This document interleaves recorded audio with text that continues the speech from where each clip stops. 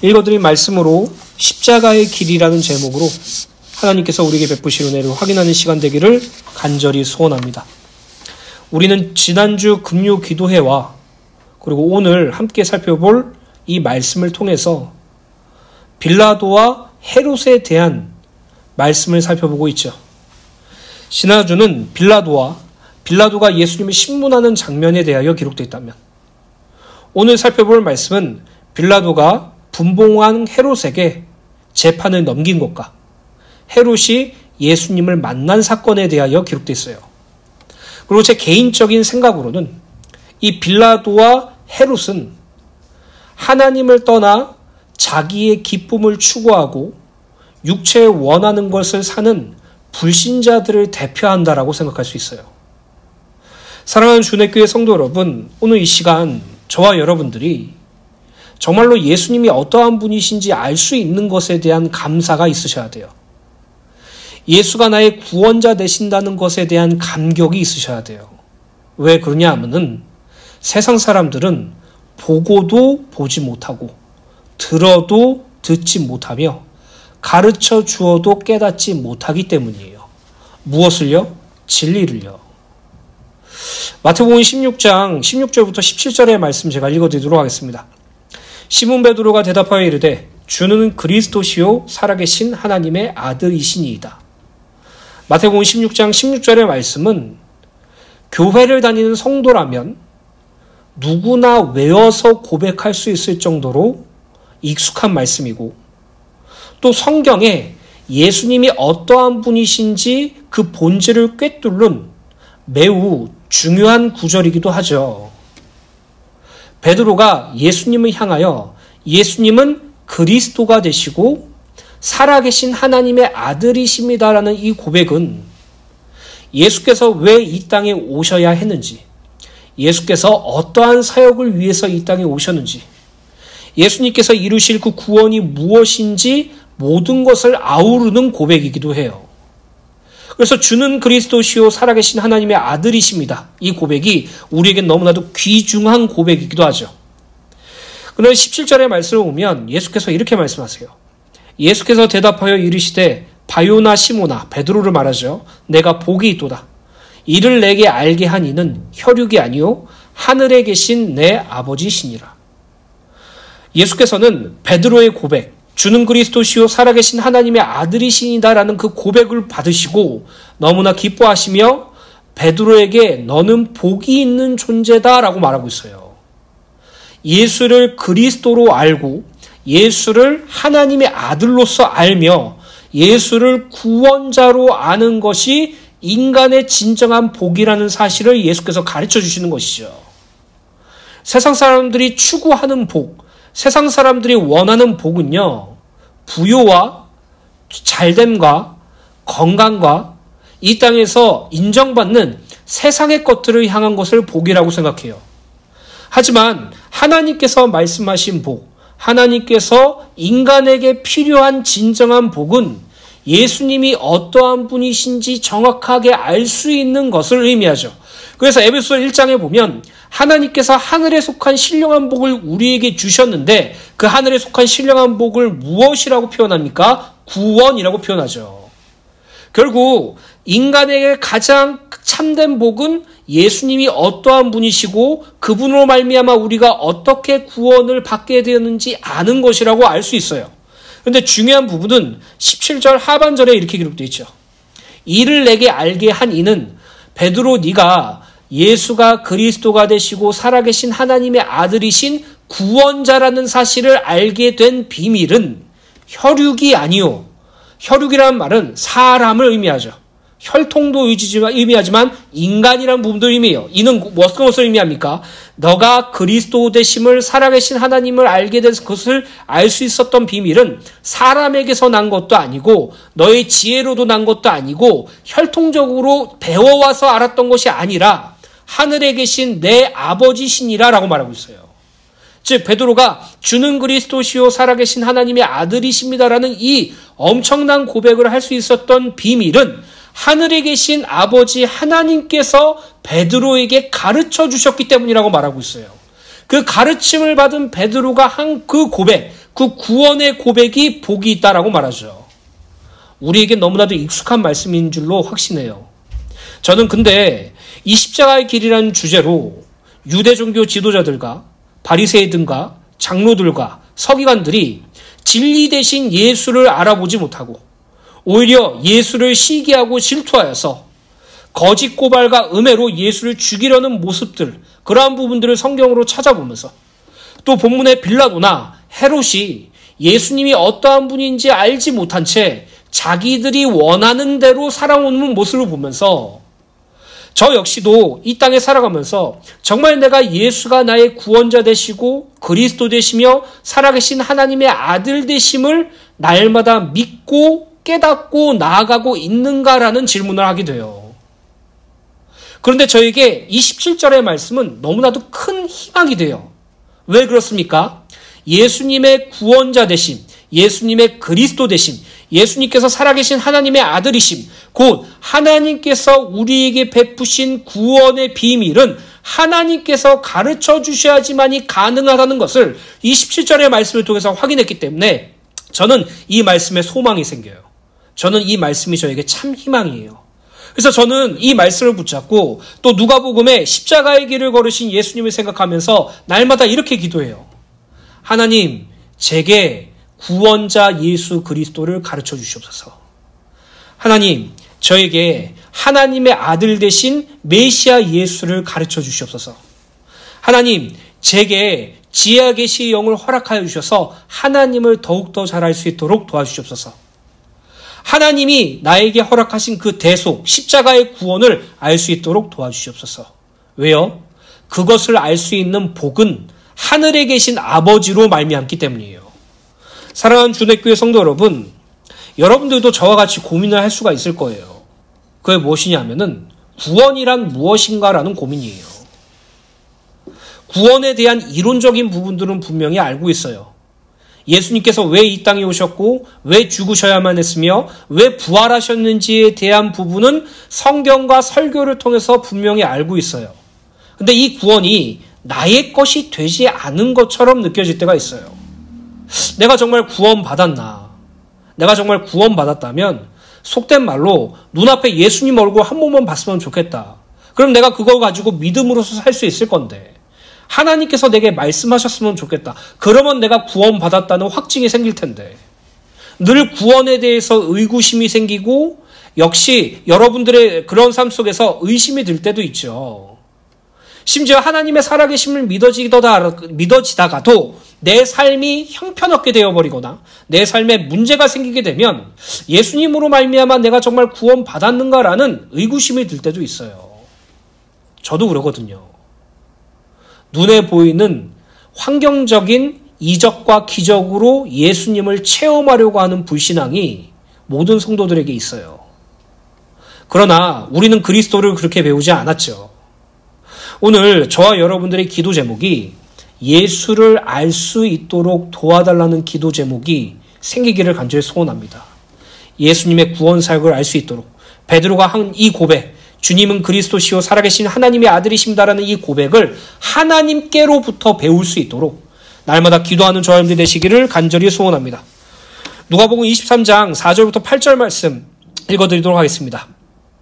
빌라도가 대제사장들과 무리에게 이르되 내가 보니 이 사람에게 죄가 없도다 하니 무리가 더욱 강하게 말하되 그가 온 유대에서 가르치고 갈릴리에서부터 시작하여 여기까지 와서 백성을 소동하게 하나이다. 빌라도가 듣고 그가 갈릴리 사람이라 물어 헤롯 가날에 속한 줄을 알고 헤롯에게 보내니 그때 헤롯이 예루살렘에 있더라. 우리가 지난주에 살펴보았던 누가복음 23장 1절부터 3절은 산에 들인 공회 회원들과 대제사장들과 장로들과 서기관들이 빌라도에게 예수를 로마와 황제를 거스르는 반역자로 고발하는 장면이 기록되어 있죠. 그래서 빌라도는 예수님에게 네가 유대인의 왕이냐라고 질문하였고 예수께서는 내 말이 옳다라고 대답하셨어요. 빌라도는 예수를 로마의 반란을 일으키려고 하는 자칭 유대인의 왕이냐는 질문을 한 것이지만 예수께서는 하나님의 나라의 왕으로서 마귀의 권세를 멸하시고 죽음의 세력을 멸하시는 왕으로서 옳다고 답변하신 것이죠. 그리고 본문 4절을 보면 빌라도는 예수를 고발한 무리들을 향하여 이 사람에게 예수에게 죄가 없도다라고 선언하죠. 예수님의 무죄성이 어처구니 없게도 이방인이자 로마 공권력을 대표하는 총독 빌라도의 입에서 제일 먼저 나온 것이에요. 본문 말씀은 누가복음의 저자인 누가만 기록한 구절로서 이를 기록한 이유는 예수님의 무죄성을 증거하기 위해서예요. 예수께서는 죄가 없다라는 것을 의미하죠. 단순히 이 무리들이 예수님께 고발한 내용들에 대한 무죄성을 의미한 것이 아니라 예수께서는 이 세상에 성육신 하셨을 때 죄가 없다는 것을 알리기 위해서예요. 동정녀 마리아의 몸을 빌려 성령으로 잉태하시고 하나님과 늘 연합하시며 성령과 함께 하시는 그 예수께서는 죄가 없으신 분이죠. 그것을 계속 강조하기 위해서예요. 누가는 예수님이 당하신 고난과 죽음이 예수님 자신의 죄 때문에 당하신 것이 아니라 죄인된 인류를 위한 흠없는 속죄의 양으로서 십자가의 죽음을 맞이하셨음을 강조하기 위해서예요. 그래서 구약시대 때 이스라엘 백성들이 하나님께 제사를 드리죠. 그 제사를 예표하는 그 근본이 예수님이에요. 죄를 대신하여 그 죄 때문에 내가 죽어야 되는데 내 죄를 대신하여 하나님께 바쳐질 제물에게 죄를 전가시키고 그 죄의 대가로 그 제물을 처참하게 죽여서 하나님께 태워드리는 그 제사를 예수께서 십자가에서 이루셨죠. 다시 본문 4절을 보면 빌라도는 무리들이 고발한 내용, 곧 유대인들을 미혹하고 가이사에게 세금을 바치는 것을 금하며 자칭 왕 그리스도라고 한 것에 대하여 무죄를 선언하였죠. 5절을 보면 무리들은 예수님에 대한 무죄 선고에 대하여 강력하게 반발해요. 그들은 예수님이 온 유대에서 가르치고 갈릴리에서부터 여기까지 와서 백성을 소동하게 하였다고 말하면서 빌라도로 하여금 예수께서 이스라엘 전 지역에 지속적으로 민중 봉기, 반란을 획책하고 있다고 말하고 있는 것이에요. 예수님의 무죄를 인정하는 빌라도에게 유대 백성들은 선동까지 하게 하여 아주 강력하게 예수님의 유죄를 거듭 주장하고 있는 것이에요. 6절부터 7절을 보면 빌라도는 무리들이 예수를 거짓 고발할 때 갈릴리에서부터 시작하여 여기까지 와서 백성을 소동하였다라는 말을 듣고 그가 예수께서 갈릴리 사람이냐라고 되물었죠. 그리고 예수님이 갈릴리 출신인 것을 확인하고 마침 예루살렘에 있었던 분봉왕 헤롯에게 예수님에 대한 재판권을 넘긴 것이에요. 이것을 이해하려면 당시 배경을 알아야 돼요. 헤롯 대왕이 유대를 다스렸죠. 근데 헤롯 대왕은요, 에돔 사람이었어요. 에돔 사람이란 말은 이방인이었단 말이죠. 그래서 헤롯 대왕은 유대인들에게 민심을 살기 위해서 끊임없이 그들에게 만족을 주기 위해서 성전을 증축하기도 하고 유대인의 적통인 여자와 결혼하기도 했어요. 그러면 유대 사람이 아닌 에돔 사람이 어떻게 유대의 왕이 됐을까요? 이상하죠? 그 이유는 그 당시 유대는 로마의 식민지였기 때문이에요. 로마의 식민지에서 로마 황제가 헤롯을 유대의 왕으로 임명했다는 것이죠. 쉽게 말씀드리면 우리나라에 조선 총독부라고 있었죠. 당시 일본이 우리나라를 지배하고 있을 때 조선 총독부에 여러 총독들이 있었어요. 그리고 그 총독이 실질적으로 우리나라를 다스렸죠. 그러한 맥락에서 말하는 것이에요. 그리고 빌라도가 헤롯에게 재판권을 넘긴 이유는 당시 헤롯, 분봉왕 헤롯 안디바라고 합니다. 이 사람은 갈릴리아 베레아를 통치했던 분봉왕이었고 로마법에 의하면 1차적인 재판권은 그 지역의 분봉왕에게 있었기 때문이에요. 즉 예수님이 갈릴리 사람이라는 것을 확인하자마자 귀찮은 재판을 갈릴리 지역을 다스리는 분봉왕 헤롯에게 넘긴 것이죠. 여기서 분봉왕이란 왕이나 황제의 허락하에서 한 나라의 일정 지역을 다스리던 군주를 지칭해요. 왕보다는 다소 지위가 낮았지만 때론 왕으로도 불렸어요. 로마의 지배 하에 있던 유대는 헤롯 대왕이 죽자 그 세 아들 아켈라오, 헤롯 빌립, 그리고 본문에 나오는 헤롯 안디바에게 로마 황제의 임명을 받아 다스리고 있었어요. 분봉왕 헤롯 안디바의 부친의 헤롯 대왕은 마태복음이나 요한복음 그리고 누가복음에 동일하게 기록되어 있는데요.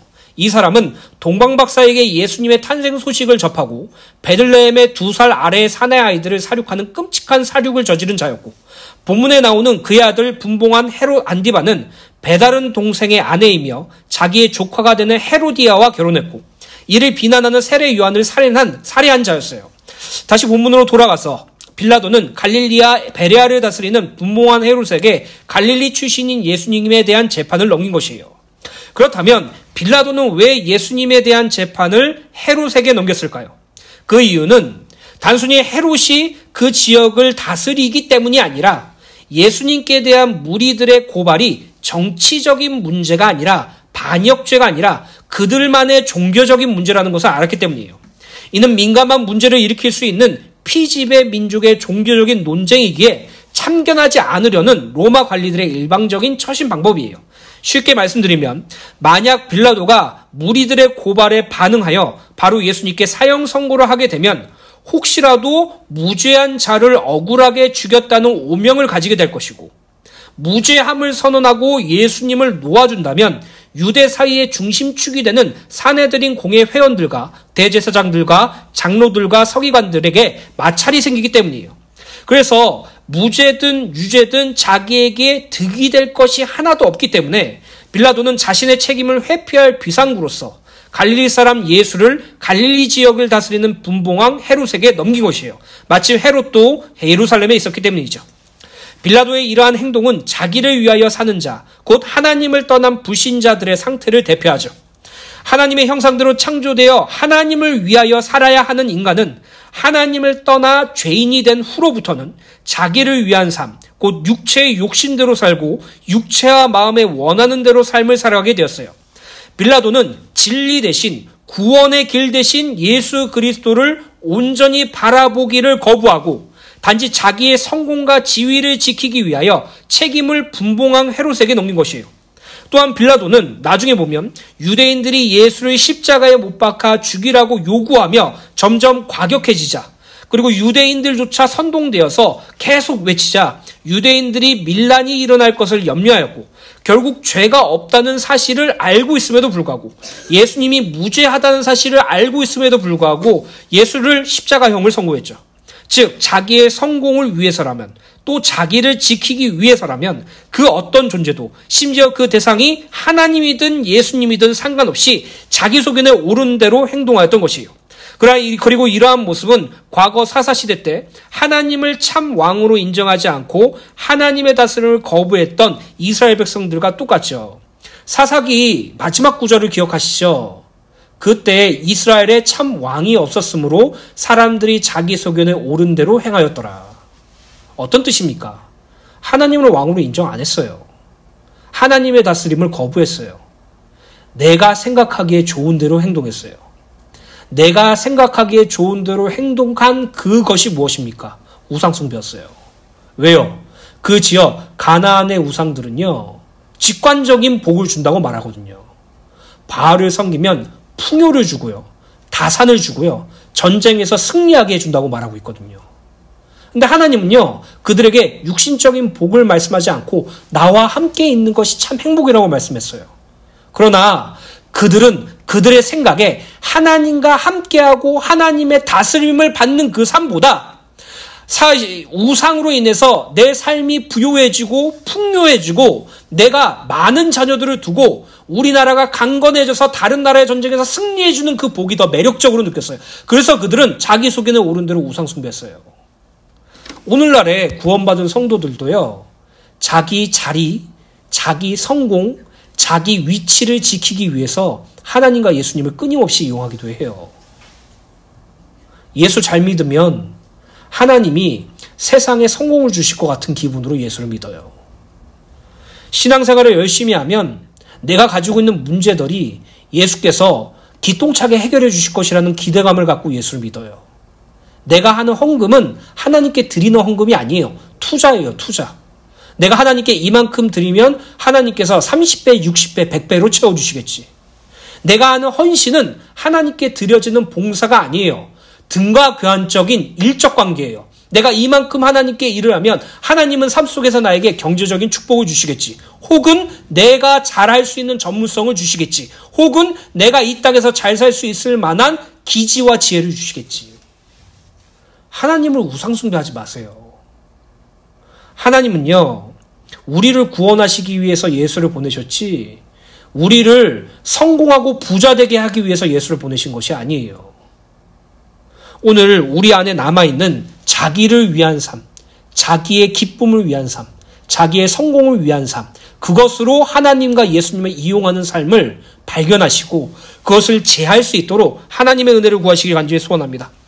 마가복음 15장 15절에 보면 빌라도가 무리에게 만족을 주고자 하여 바라바는 놓아주고 예수는 채찍질하고 십자가에 못 박히게 넘겨주니라. 빌라도는 예수님이 죄가 없다는 사실을 알고 있었어요. 그러나 그들은 유대인들의 밀란을 두려워했죠. 그들에게 만족을 주고자 죄 없으시고 진리 되시고 구원자 되신 예수를 십자가에 넘겼어요. 오늘 저와 여러분들이 다른 사람에게 또 세상의 것에게 매여서 거기에서 눈치 보는 삶을 살지 않게 되기를 간절히 소원합니다. 계속해서 누가복음 23장 8절부터 12절입니다. 헤롯이 예수를 보고 매우 기뻐하니 이는 그의 소문을 들었으므로 보고자 한 지 오래되었고 또한 무엇이나 이적 행하심을 볼까 바랐던 영고로라. 여러 말로 물으나 아무 말도 대답하지 아니하시니 대제사장들과 서기관들이 서서 힘써 고발하더라. 헤롯이 그 군인들과 함께 예수를 업신여기며 희롱하고 빛난 옷을 입혀 빌라도에게 도로 보내니 헤롯과 빌라도가 전에는 원수였으나 당일에 서로 친구가 되니라.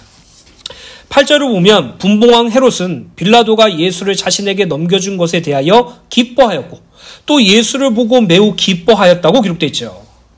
왜 헤롯이 예수님을 보고 기뻐했을까요? 그 이유는 예수님의 놀라운 이적에 대한 소문을 듣고 예수님에 대하여 많은 관심을 가졌었고 그러던 차에 예루살렘에 있었는데 예수님을 직접 만날 수 있는 기회가 생기자 매우 기뻐했던 것이에요. 즉 헤롯은 예수님에 대한 재판은 관심 없었어요. 그냥 예수님이 어떠한 분이신지 알고 싶고 예수님의 이적과 기적에 관심이 있었죠. 소문으로만 듣던 예수님의 초자연적인 이적과 기적들을 실제로 보고 싶었기 때문에 헤롯은 예수님을 보고 기뻐했어요. 즉 분봉왕 헤롯은 진리 되시고 구원자 되신 예수님을 만나 기뻤던 것이 아니라 여러 가지 이적을 일으킨 제주꾼들이나 신기한 기적을 보여주어 자기를 즐겁게 해주는 광대처럼 예수님을 보았던 것이죠. 그렇다면 분봉왕 헤롯은 인류를 구원할 메시아 하나님의 아들 그리스도 그 구원의 은혜를 몰랐던 것입니까? 아니죠. 앞서 말씀드렸듯 분봉왕 헤롯의 부친 헤롯 대왕은 동방박사를 통해서 유대인의 왕 메시아가 베들레헴에서 태어났다는 소식을 듣고 아기 예수를 찾아 죽이려고 하였다가 결국 찾지 못하고 베들레헴 지역에 있는 2살 아래의 사내 아이를 모두 죽이는 끔찍한 살육을 벌인 자였죠. 그리고 헤롯 대왕은 에돔 사람 이방인이었기 때문에 평생 자신의 정체성, 곧 유대인의 통치자이면서도 이방인이었음에 대한 한계를 느꼈으며 이를 극복하고자 유대 순수 혈통인 하스몬 왕가의 딸인 마리암느를 아내로 맞았고 스룹바벨 성전을 아름답게 증축하여 유대인의 마음을 얻으려고 했어요. 즉 헤롯 대왕과 그의 아들 분봉왕 헤롯 안디바는 유대인의 메시아 사상과 그리스도 사상을 충분하게 알 수 있다고 유추할 수 있죠. 그러나 분봉왕 헤롯은 예수를 메시아 곧 그리스도로 보지 않았죠. 그저 자기에게 이적과 기적으로 흥미와 재미를 줄 수 있는 제주꾼이나 광대로 예수님을 바라본 거예요. 그러니 예수님에 대한 소문을 듣고 궁금해하였고 예수님을 직접 만나게 되니 매우 기뻤던 것이에요. 분봉왕 헤롯은 예수를 구원자로 보지 않았고 하나의 오락고리로서 보았던 것이에요. 이러한 행동 역시 자기의 기쁨과 쾌락을 위하여 사는 불신자의 상태를 대표하죠. 디모데후서 3장 1절부터 5절을 보면 말세에 고통하는 때에 일어나는 사람들의 상태에 대하여 기록되어 있는데 디모데후서 3장 2절에 자기를 사랑하는 자라고 말하고 있고요. 디모데 3장 4절에 하나님보다 쾌락을 더 사랑한다고 기록되어 있어요. 즉 하나님을 떠나 죄인된 불신자들에게 있어서 예수님은 이적과 기적을 통해서 신비하고 재미있는 경험을 해주는 존재로 바라보고 있는 것이에요. 심지어 예수를 믿어 구원받은 성도들도 예수님께 이적과 기적을 요구하기도 하죠. 말로 설명할 수 없는, 과학으로 증명할 수 없는 기적과 이적들에 집착하고 이러한 기적과 이적들이 자기에게 유용하게 사용되기를 원해요. 이러한 이적들과 기적들을 눈으로 보고 경험함으로써 하나님의 살아계심과 예수가 그리스도 되심을 확인하려고 해요. 그래서 불신자들에게 그리고 구원받은 성도들조차도 예수님을 광대처럼 볼 때가 너무나도 많아요. 저 역시 너무나도 많이 경험했거든요. 제가 아는 지인 불신자들이 저에게 이렇게 말해봐요. 하나님이 살아계신다는 거 보여줘봐. 예수님이 정말 구원자 되신다고 증명해봐. 보여줘봐. 나에게 하나님 보이게 해봐. 나에게 예수님 보여줘봐. 아니면 네가 네 삶에 절대로 해석할 수도 없고 이해할 수 없는 기적적인 일들을 나한테 보여줘. 그럼 내가 믿을게. 불신자들 대부분이 그렇게 말해요. 너 정말 하나님을 믿고 예수님이 구원자 되심을 믿고 교회가 정말 신앙생활 하는 것에 정말로 믿어? 그러면 네가 기적을 보여줘봐. 너희가 성공한 것을 보여줘봐.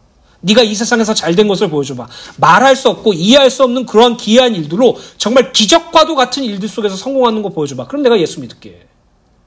불신자들은요, 예수님을 가시거리밖에 여기지 않아요. 근데 문제는 성도들도 그래요. 성도들도. 너무나도 안타깝죠. 예수님을 성공의 도구로 여겨요. 예수님을 부요의 발판으로 여겨요. 예수님을 문제 해결자로만 여겨요. 내가 하고 싶은 일이 잘 진행돼서 돈을 많이 벌면 예수님이 나의 구원자 되심이 믿어져요. 내가 너무나도 안 되어지는 문제가 극단적으로 정말 이해할 수 없게 잘 해결되는 모습을 보며 하나님의 살아계심을 믿어진다니까요. 이렇게 말하는 거예요. 하나님, 내게 이적을 보여주세요. 하나님, 내게 기적을 보여주세요. 그리고 내가 원하는 이적, 내가 원하는 기적을 보여주세요. 내가 원하는 이적은 이 세상에서 잘 되는 거예요. 내가 원하는 기적은 이 세상에서 부유하게 되는 거예요. 내가 원하는 이적과 기적은 이 세상에서 내가 원하는 모든 것들이에요. 그거 보여주시면 예수님은 그리스도예요. 예수님은 구원자예요. 예수님은 하나님의 아들이에요. 이 하나님은 살아계심을 믿을게요. 라고 말하는 거예요. 야고보서 4장 3절을 보면 성도가 하나님께 기도해도 응답받지 못하는 이유는 자기가 쾌락을 누린 데 쓰려고 잘못 구하고 있기 때문이라고 기록됐어요. 예수님을 요술방망이처럼 아는 거죠. 너무나도 안타깝습니다.